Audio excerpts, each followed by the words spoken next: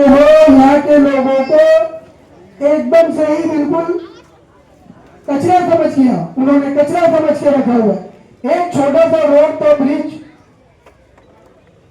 Aversion नगर का, वो bridge बंद कर दिया गया।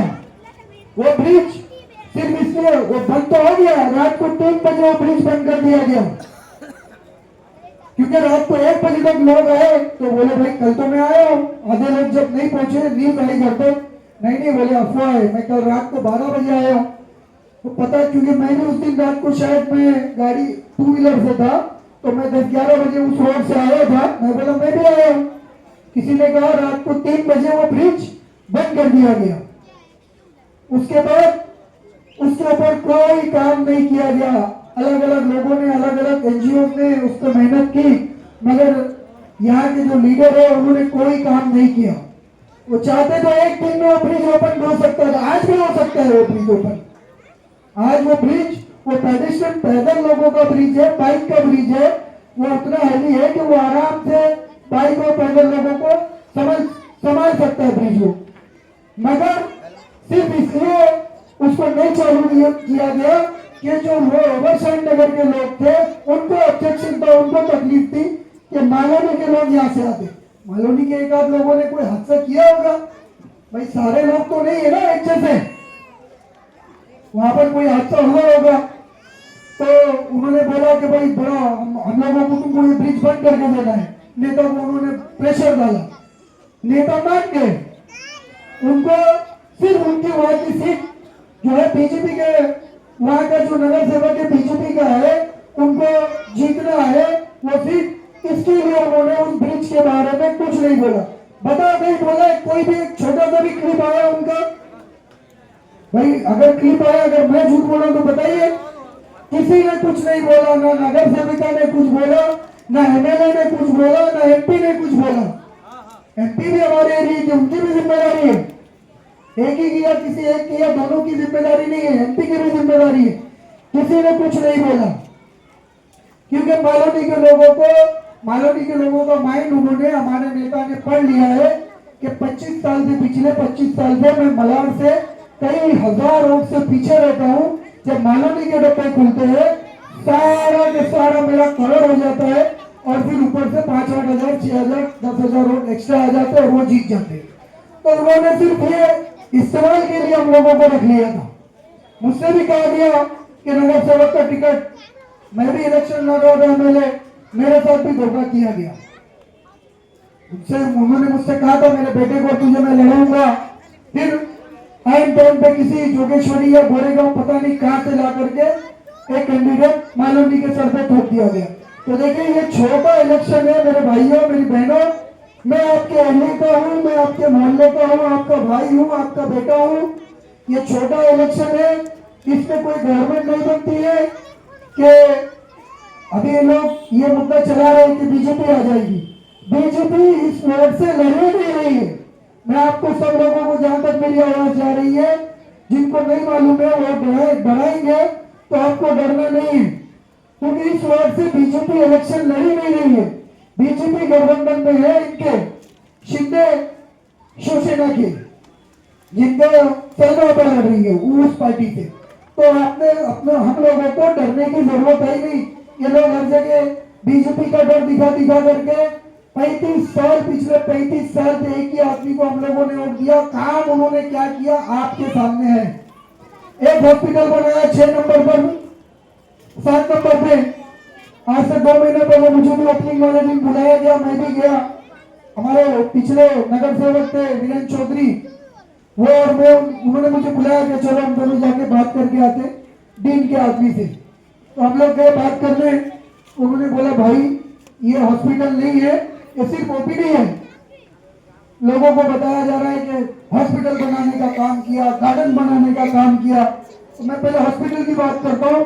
उन्होंने क्लियर कट बोला, आप मेरी बात, आपको अगर झूठ लगे कल आप चले जाओ, उससे पूछो, वो हॉस्पिटल नहीं, वो सिर्फ ओपीडी है।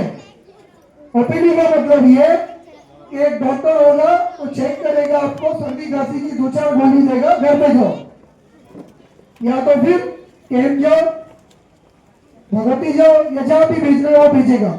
वो हॉस्पिटल नहीं है, वो सिर्फ एक छोटा सा ओपीडी है। जैसे ये क्लिनिक है इस तरीके का, अब इस तरीके के क्लिनिक में करोड़ों रुपया कौन का हमारे टैक्स का पैसा, चाहे वो हिंदू हो, मुस्लिम हो, क्रिश्चियन हो, कोई भी हो, टैक्स हर आदमी देता है, सिर्फ इनकम टैक्स नहीं। हर चीज आपके बजट के अंदर जितनी चीज लगी हुई है, सुबह से शाम तक आप जितनी चीज इस्तेमाल करते हैं, हर एक चीज का टैक्स जाता है। आप लोग गलत फहमी में ये ना रहे कि इनकम टैक्स, जो इनकम टैक्स भरता है वही टैक्स, हर आदमी टैक्स भरता है, हर आदमी, एक एक आदमी टैक्स भरता है। आप लोग दवा भी ले तो एक बीमार आदमी दवाई पर भी टैक्स होता है, इंक्लूडिंग ऑल टैक्सेस लिख के आता है। तो ये सारा टैक्स का पैसा डाल करके इन्होंने एक इतनी बड़ी इमारत बनाई 14 साल में, और वो ऐसी ओपीडी, वो तो ये सिद्दीकी क्लिनिक वाले डॉक्टर साहब भी कर रहे हैं वो काम। तो ये इस तरीके का लोगों को बेवकूफ बनाने का काम किया गया। गार्डन के नाम पर एक बहुत बड़ा गार्डन दिया गया, फिर उसके अंदर मेट्रो, एमएमआरडी के ये मेट्रो का जो सामान होता है बनता है, उसके लिए वो गार्डन दे दिया गया। फिर दूसरा गार्डन आया उसके बाजू में टीपू सुल्तान ग्राउंड, वो गार्डन भी किसी प्राइवेट संस्था को दे दिया गया। आज उसमें खेल नहीं सकते आप लोग। आज उस ग्राउंड में अगर कोई हमारा बच्चा, हमारे एरिया का बच्चा क्रिकेट खेलना है तो वो नहीं खेल सकता है। एक लेडी है, एक एनजीओ है चलाती है, वो 6 महीने पहले मेरे पास आई, बोलो इस्माइल भाई मुझे छोटा सा एक प्रोग्राम करना है, मगर वो 15,000 रुपये मांग रहे। मुझे जब तक पता नहीं था कि वो टीपू सुल्तान ग्राउंड इन्होंने किसी को कॉन्ट्रैक्ट पे दे दिया है। मैं बोला ऐसे कैसे, आपको कौन बोल रहा है 15,000 रुपये, 15 रुपया भी नहीं देना है। मैंने कांग्रेस पार्टी के शख्स को फोन किया, बोला नहीं वो जो है ना भाई ने किसी को जो है ना दे दिया है, कॉन्ट्रैक्ट पे दे दिया है, वो उसकी सफाई वफाई का जो भी है वो कॉन्ट्रैक्ट के खर्चे। भाई कुल मिला के बात ये है कि वो भी सारी चीज दे दी गई। उसके बाद 8 नंबर का ग्राउंड, बच्चों को खेलने के लिए ग्राउंड नहीं है, वो मैं ये ग्राउंड बता के बेसिक मुद्दे पे आऊंगा। उसके बाद 8 नंबर का ग्राउंड, अभी मैं मेरी बिल्डिंग में 7वां माला है मेरे बिल्डिंग का, मैं देखता हूँ उस पर अगर सुबह सुबह में मुझे उसमें जो है ना व्हाइट, पूरे व्हाइट ट्रैक और व्हाइट टी शर्ट में बच्चे और बाकायदा हेलमेट और ग्लव्स, ये वो, और बच्चे देखते ही समझ में आता है कि इसमें हमारे मालोनी के बच्चे कम है और बाहर से गाड़ियां आ रही है।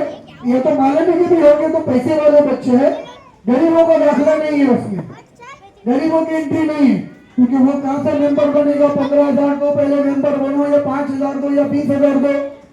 भाई हमारे जमाने में, हमारे बचपन में तो जगह जगह पे कोई 2-4 रूम की जगह खाली रहती थी, हम लोग वहां खेल लेते थे, कोई गार्डन खाली था वहां खेल लेते। आज बच्चों को खेलने के लिए इन्होंने सारा ग्राउंड खत्म कर दिया।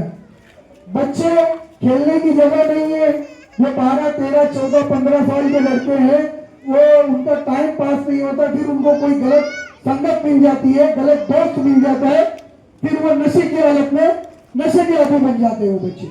ये गार्डन नहीं होना, आप सोच रहे थे गार्डन नहीं है कोई पर नहीं, बच्चों को अगर बच्चों का टाइम कहीं ना कहीं लगेगा, या तो अच्छी चीज में या तो बुरी चीज में। अगर वो अच्छी चीज में, खेल में बिजी है तो वो बुरी चीज से बचेंगे। अगर गार्डन वार्डन अगर कुछ है नहीं तो फिर वो बुरी चीज के आदि बनेंगे। तो आज ये इसके जिम्मेदार कौन है? सारे गार्डन दे दिए गए, ओपन गार्डन एक भी नहीं बचा, जितने भी आरजीपी थे सब रिजर्व कर दिए गए। तो ये नाकामी इन लोगों की है जिनको हमने जिता करके भेजा है। सारा प्राइवेट करने का काम सिर्फ वो बीजेपी का नाम ले रहे हैं, हमारे लोग भी वही कर रहे हैं, जिनको हमने चुना है वो भी वही कर रहे हैं। ओपन ग्राउंड, ओपन खेलने के लिए आज जगह नहीं बची। उसके बाद नशे की, हर एक मालोनी जो है वो नशे का होलसेल मार्केट बन चुका है। बाहर से लोग आते हैं मालोनी में नशा खरीदने के लिए। अगर हमारे यहाँ के लीडर चाहे, मैं सिर्फ एमएलए को नहीं बोल रहा, मैं एमपी को भी बोल रहा हूँ, वो चाहे तो एक दिन में ये नशे के कारोबारियों को खत्म करके ये खत्म किया जा सकता है, मगर कोई चाहता ही नहीं। जैसे चल रहा चलने दो, वन साइड जीत रहा हूं मैं, मालूम नहीं कि 95% लोग एक साइड को मार देते हैं।